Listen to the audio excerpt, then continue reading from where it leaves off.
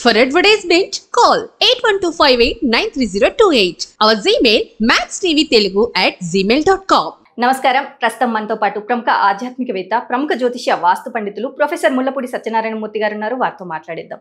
నమస్కారం గురుగారు. నమస్కారం మా సృజన. గురుగారు, వృశ్చిక రాశి వారికి మరి ఈ వారంలో ఎలా ఉండబోతుందో తెలియజేయండి. అసలు బ్రహ్మాండంగా ఉంటుందమ్మా వృశ్చిక రాశి వారికి. లాభంలో కేతువు, అర్ధాష్టమ శని, పంచమ రాహువు, ఈ విధంగా కుజ గురుల యొక్క దృష్టి ఉంటుంది, ఉద్రేకం ఉంటుంది. కుజుడి యొక్క దృష్టి ఉండడం వల్ల ఆ తర్వాత రవి శుక్రులేమో చక్కగా ఈ యొక్క కర్కాటక రాశిలో, బుధుడు సింహరాశిలో ఉన్నాడు. ఎంత బాగుంటుంది అంటే నాలెడ్జ్ ఎంత పెరిగిపోతుందంటే వీళ్ళు తులరాశి వాళ్ళ వల్ల నాలెడ్జ్ పెంచేసుకుంటారు. వీళ్ళు పెంచేసుకుని గురుగారు ఏమైనా డౌట్ వస్తే మామూలుగా ఏమైనా అడుగుతారు, ఏమైనా వృశ్చిక రాశికి ఎలా ఉందండి అని అడిగేవారు. ఇప్పుడు స్టైల్ మారింది. తులరాశి వాళ్ళు బాగా ఎడ్యుకేట్ చేసేసారు వాళ్ళని. ఏమంటున్నారంటే ఈ గురుగారు మనది ఇప్పుడు అర్ధాష్టంలో శని ఉన్నాడు, పంచమంలో రాహు ఉన్నాడు, వాళ్ళే చెప్తున్నారు అనమాట. కాబట్టి ఈ స్టోన్ పెట్టుకోవచ్చు అండి, లేకపోతే ఇలాగా చేసుకోవచ్చు అండి. అంత నాలెడ్జ్ ఉంటుంది వృశ్చిక రాశి వారికి ఈ వారంలో.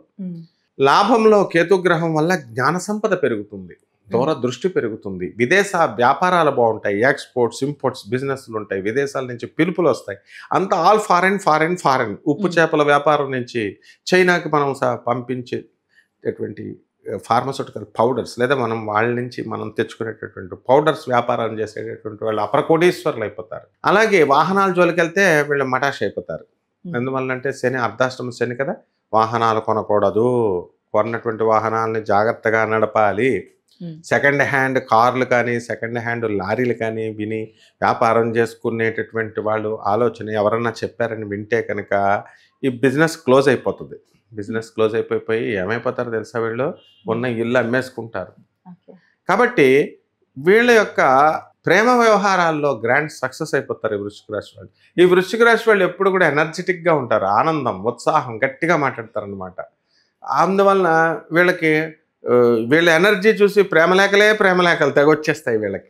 పెళ్ళైన వాళ్ళకి కూడా ప్రేమలేఖలు వచ్చేస్తాయి. అందుకని జాగ్రత్తగా ఉండాలి వృశ్చిక రాశి వాళ్ళు. కాబట్టి ఈ యొక్క వృశ్చిక రాశి వాళ్ళకి బ్రహ్మాండంగా తల్లిదండ్రులను చక్కగా చూసుకుంటారు.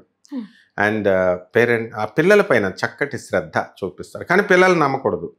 ఇప్పుడు మనం చెప్పేది ఒక అధర్వణ వేద పండితుడిగా, ఒక ప్రొఫెసర్గా నేను చెప్తున్నాను, వినాలి. మరి పిల్లల్ని నమ్మొద్దంటే ఏంటండి మా పిల్లల్ని నమ్మొద్దంటున్నారు అంటే కుదరదు. పిల్లలు చీట్ చేసేస్తారు.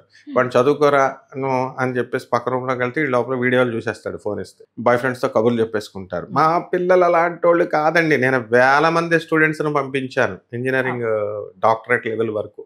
కాబట్టి పిల్లల్ని నమ్మొద్దు అంటున్నాను.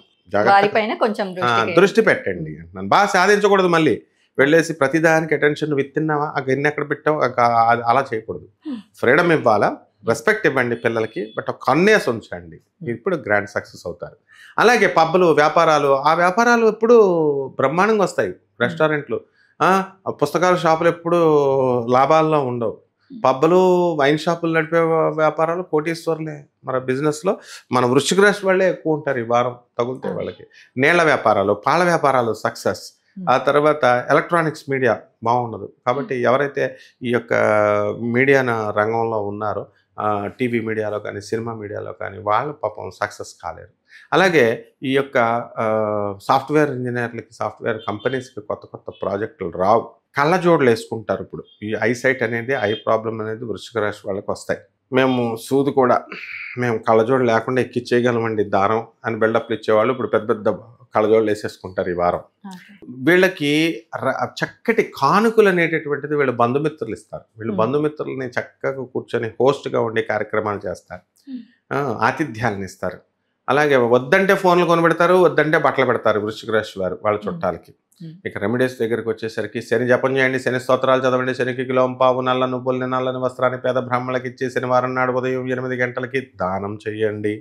ఇంట్లో దానం చేసినా గుళ్ళో దానం చేసినా పర్వాలేదు. అలాగే చక్కగా మనకి రాహు జపం చేయండి, రాహు స్తోత్రాలు చదవండి, రాహు కిలోం పావు మినుముల్ని ఆవుపేడ రంగు ఉన్నటువంటి వస్తువుల నుంచి శనివారం నాడు ఉదయం 8 గంటలకి దానం చేయాలి. అలాగే బగలాముఖి అమ్మవారి యొక్క హోమాన్ని ఇంట్లో జరిపించుకోవాలి. ఇంకా డబ్బులు ఎక్కువ ఉంటే చక్కగా మహాకాళి అమ్మవారి యొక్క హోమాన్ని ఇంట్లో జరిపించుకోవాలి. మరి చక్కగా ఏ చెట్టుకి చేయాలి వీళ్ళు ప్రదక్షిణలు? వేప చెట్టు చుట్టూ ప్రదక్షిణలు చేయాలి. వేప చెట్టుకి నీళ్లు పోయాలి.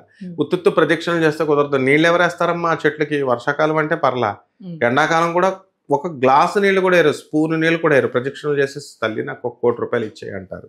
కాబట్టి ఈ విధంగా రెమెడీస్ కనుక చేసుకుంటే బ్రహ్మాండంగా ఉంటుంది.